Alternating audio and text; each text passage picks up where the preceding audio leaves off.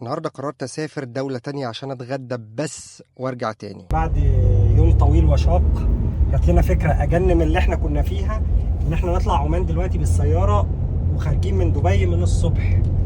بس أهم حاجة محتاجين نعدي على شاشة بترول دلوقتي عشان خاطر نبدأ نزود الكاوتش اللي احنا نزلناه في الأرض ده عشان خاطر موضوع الصحراء. طب انت نازل حتة خطيرة جدا يا زياد ما ينفعش كده، والله ما ينفع.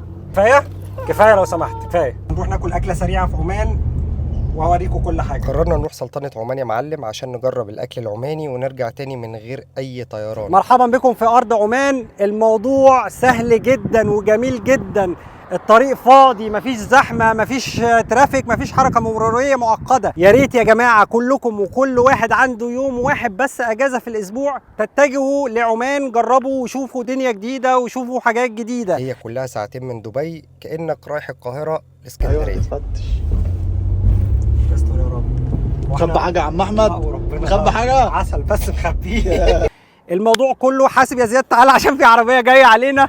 بصراحة لما عدينا الحدود كان الأمر بسيط جدا، بس هتدفع حضرتك 100 درهم تأمين السيارة. وأول ما توصل عمان الناس بصراحة ما قصرتش معانا. يلا يا زياد بسرعة يا زياد. بعد مرور ساعة ونص تانيين بنلف عشان نلاقي مطعم عماني. لقينا مطعم الشواء العماني، ده متخصص في عمل كل المشويات العماني، وعايز اجرب ومتحمس جدا للموضوع. يلا بينا. ان المنظر اللي قدامكم ده بصراحة منظر بديع.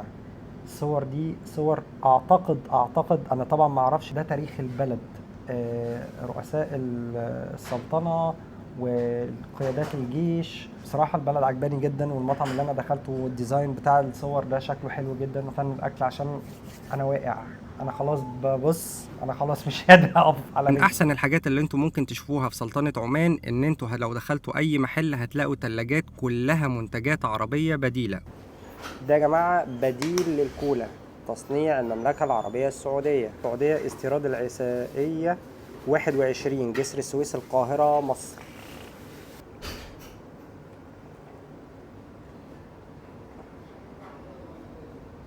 ولا تفرق اي شيء. انجوي. اخيرا يا جماعه الاكل نزل. الاكل عباره عن لحمه مشويه بالطريقه العماني مع رز، ده حمص، فلفل. الموضوع شكله مغري. جايبين معاه زبادي وجايبين معاه طماطم. بصراحه انا ريحه الاكل حلوه. شوف الكلام على ايه، بسم الله كده. التوابل بتاعتها قليله مش كتير قوي. اعتقد ان هو صحي اكتر من الحاجات اللي عليها توابل وملح كتير. رز مكبوس. دي بقى اللحمه دايبه. بسم الله. يستاهل المشوار من دبي لهنا.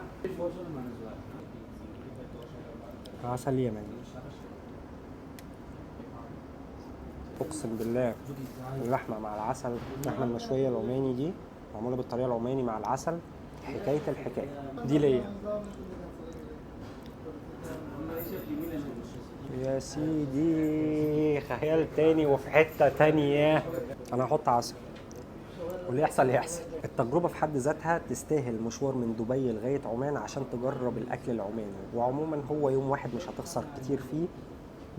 بالظبط التكلفه كلها بتتكلم في حوالي 400 درهم، ما بين تامين السياره، الفيزا متاحه للمصريين بدون اي رسوم. اضطر اقفل معاكم دلوقتي لان انا عايز افترس الاكل ده.